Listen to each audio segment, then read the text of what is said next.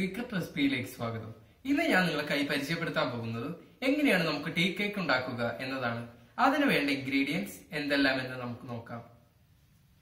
300 gram മൈദ, 4 കോഴിമുട്ടയുടെ വെള്ളയും മഞ്ഞയും separate ചെയ്ത് വെക്കണം. പഞ്ചസാര ആവശ്യത്തിന് ചേർക്കുക. 1.5 tablespoon baking powder, 3 table spoon cooking oil, 100 milli വെള്ളം. ഞാനിവിടെ ഉപയോഗിക്കുന്നത് 8 ഇഞ്ച് കേക്ക് പാനാണ്. അതിൽ ബട്ടർ തേച്ച് നമ്മൾ മാറ്റി വെക്കേണ്ടതാണ്. ടീ കേക്ക് ഉണ്ടാക്കുന്നതിനായി നമ്മൾ മാറ്റിവെച്ച മുട്ടയുടെ വെള്ള പതപ്പിക്കുന്നത് എങ്ങനെയെന്ന് നമുക്ക് നോക്കാം. അതിനാദ്യമായി നമ്മൾ 30 സെക്കൻഡ് ബ്ലെൻഡർ സ്ലോ സ്പീഡിൽ വേണം പ്രവർത്തിക്കാൻ.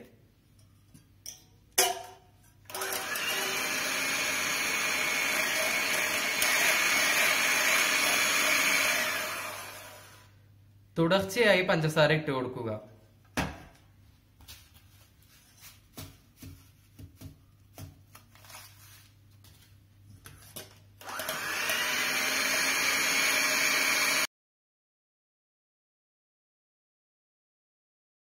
ഇനി നമുക്ക് ബ്ലെൻഡർ ഹൈ സ്പീഡിൽ പ്രവർത്തിപ്പിക്കാം.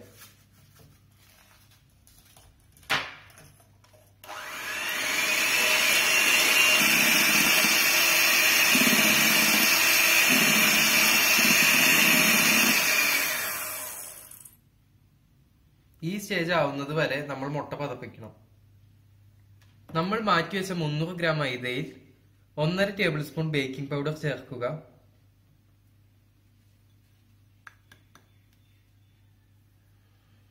മാറ്റിവെച്ച 4 മുട്ടയുടെ മഞ്ഞ ചേർക്കുക.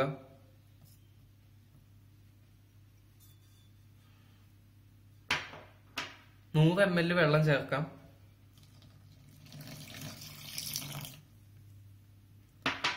മാറ്റിവെച്ചിരുന്ന 2 ടേബിൾ സ്പൂൺ വെളിച്ചെണ്ണ ചേർക്കാം.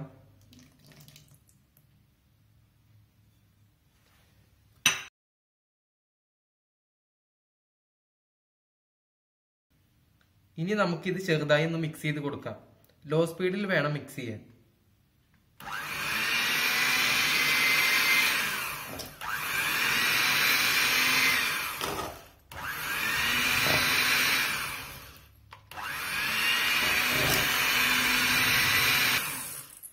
നിങ്ങൾക്ക് വല്ല ഫ്ലേവർ ആഡ് ചെയ്യണമെങ്കിൽ വാനില, പൈനാപ്പിൾ, ഏത് ഫ്ലേവർ വേണമെങ്കിൽ എസൻസ് ഇതിൽ ആഡ് ചെയ്യാം.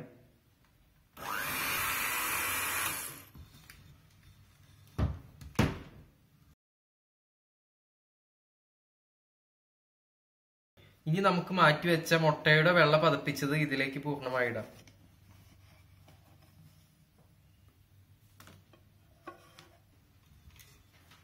ചെറിയ സ്പീഡിലൊന്ന് മിക്സ് ചെയ്ത് കൊടുക്കുക.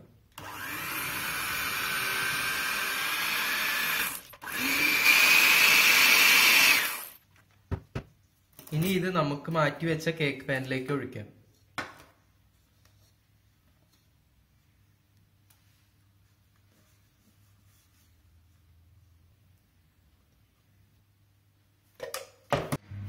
ഓവൻ 180 ഡിഗ്രിയിൽ പ്രീഹീറ്റ് ചെയ്യണം. അതിനുശേഷം നമുക്ക് നമ്മുടെ കേക്ക് ലോ റാക്കിൽ വെക്കാം.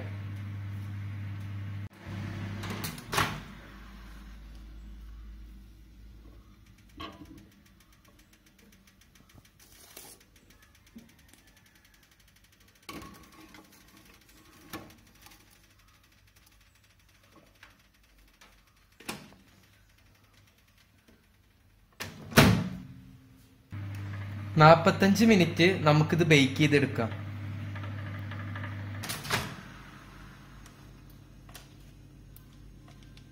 ഈ കേക്ക് റൂം ടെമ്പറേച്ചറിൽ ഇരുന്നിട്ട് വേണം ചൂടാകാൻ. കേക്ക് വെന്തോ എന്ന് നോക്കാൻ വേണ്ടി നമ്മളൊരു ടൂത്ത് പിൻ എടുത്ത് കേക്കിലേക്ക് ഒന്ന് കുത്തി നോക്കുക. ടൂത്ത് പിന്നില് തിരിച്ചെടുക്കുമ്പോൾ ഒന്നും പറ്റി പിടിച്ചിട്ടില്ലെങ്കിൽ കേക്ക് പൂർണ്ണമായി വെന്തോ എന്നാണ് അർത്ഥം.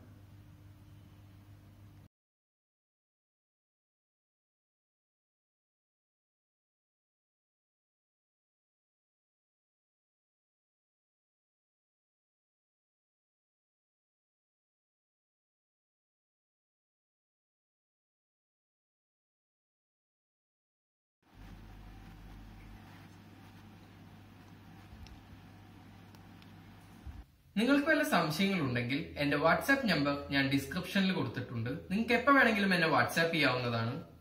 നിങ്ങൾക്ക് എന്റെ ഈ റെസിപ്പി ഇഷ്ടമായിട്ടുണ്ടെങ്കിൽ ലൈക്ക് ചെയ്യുക.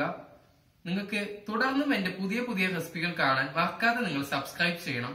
And see you on next video.